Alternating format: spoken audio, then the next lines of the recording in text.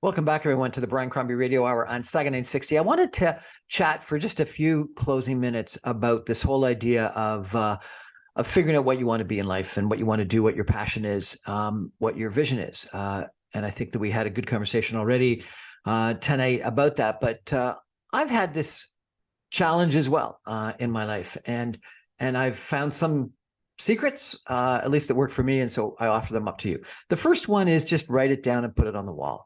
I had a experience when I was at Harvard Business School where I failed my first marketing exam. And for me, it was a huge devastation. I was very excited about being accepted to Harvard Business School, thought that I was reasonably smart, and then failed this first exam. And I was absolutely devastated. Thought I was an admissions mistake, thought I was going to have to go back to Toronto, admit my failures, restart my life, etc. And I set my goal that night to be a George Baker Scholar, which is the one big award they give out at Harvard Business School. I wrote it on a cardboard piece of board and put it on my wall and read it every day, looked at it every day. And people that would come to my bachelor apartment would come and see it on my wall, and they would see what my goal was. And I worked hard. And 2 years later, I was a George Baker Scholar. I graduated with that top award.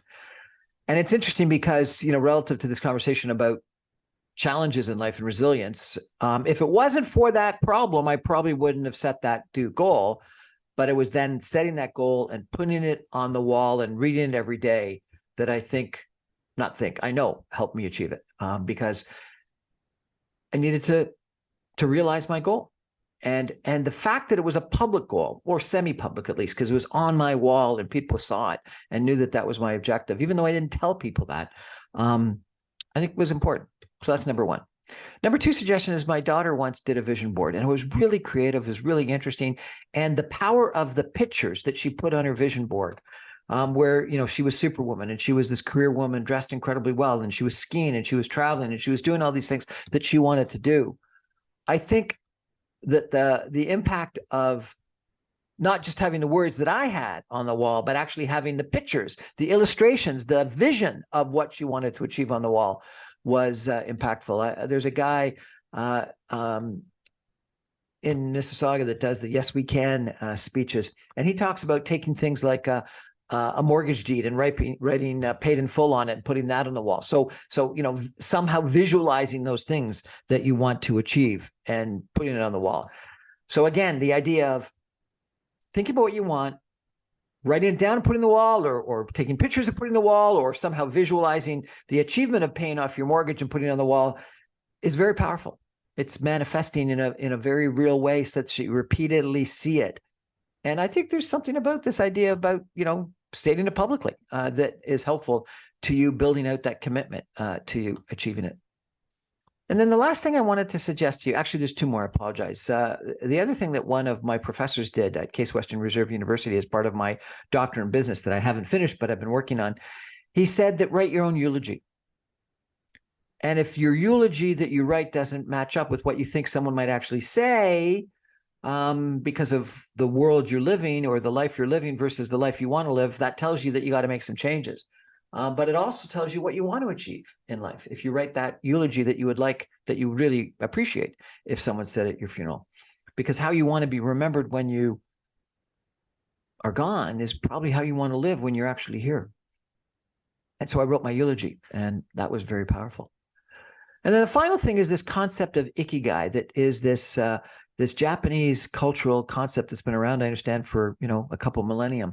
And it's the intersection of 4 circles in a Venn diagram kind of thing. And it's the idea of what you're good at. And a lot of us just stop at what we're good at. And that might be, your abilities. The second is what you're passionate about, which is, clearly, your passion, what you like to do. And what you're good at and what you like to do may not be the same. I was good at numbers, but I was passionate about being a rock star. I wasn't a good singer. So, I didn't have an intersection there. And then the third is what the world needs more of. And I think that's key, because you want to be unique. You want to be special. You want to somehow have some sustainable competitive advantage, to use a business term. And then the last one is what you can get paid for, because everyone needs to actually be paid. You can't just, even an artist needs to have a benefactor or an art gallery or somebody that's going to pay them. And so therefore the idea about what you're good at, what you're passionate about, what you can be paid for, and what the world needs more of, and the intersection of those is what your Ikigai is, what your secret thing is. And I think that's really helpful to think and put down. And so, I like the idea about being a rock star. A buddy of mine, when I was in grade like 5, 6, and 7, invited me to be part of his band. And I actually pretended that I was a singer for a while and was the lead singer of his band. He tried to get me to learn how to play guitar. Excuse me. I was terrible at it. But there was something about actually having an impact on other people's lives through creative means, which I initially thought was going to be a rock star, but you could have as an outlet in other ways. And I was passionate about that, whether it's radio show or being president of the Mississauga Arts Council or being a business person. But that idea that, I could use something that I've got from a skill-based standpoint to have positive impact on people's lives, that I think was what I was passionate about. What I was good at was something to do with numbers, something to do with strategy, something to do with business.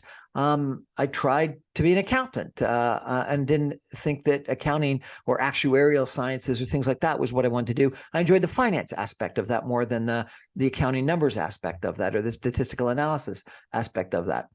And then I found out that there were some things I could be paid reasonably well at versus things that I wouldn't be reasonably well paid at. And then finally, what the world needs more of. And there's probably, thousands of podcasters. The fact that I'm on the radio, I think is slightly better than just being another one of the thousands of podcasters. Frankly, I'm on AM radio, which is kind of fun, but it'd be great if I was on the top AM radio station. So trying to figure out what the world needs more of is key as well. The world didn't need another crappy rock star that couldn't sing. So that was written out. Probably didn't need another accountant that wasn't motivated and excited about his job. But, a finance strategy person that was okay at it or good at it is something the world needed more of, and I could get paid for it. So think that through. What are you good at? What do you love? What does the world need more of? And what can you get paid reasonably well for? And when you find the intersection of those 4 things, you found your Ikigai. I think that's kind of helpful too. So a couple of suggestions: write it down, or take pictures and create a vision board, or do the paid in full on the mortgage and put on the wall. Write a obituary or a eulogy for yourself, see if it matches up with what you are doing day in, day out, and think about what your Ikigai is. Anyway, good luck with your future visioning of your future self, and then putting forward together the plan on how you're going to achieve it. That's our show for tonight. Thank you for joining. I remind you, I'm on every Monday through Friday at 6 o'clock on 960 AM. You can stream me online at www.saga960am.ca. All my podcasts and videos are available on my website, briancrombie.com. And please subscribe to my YouTube channel. Bye-bye.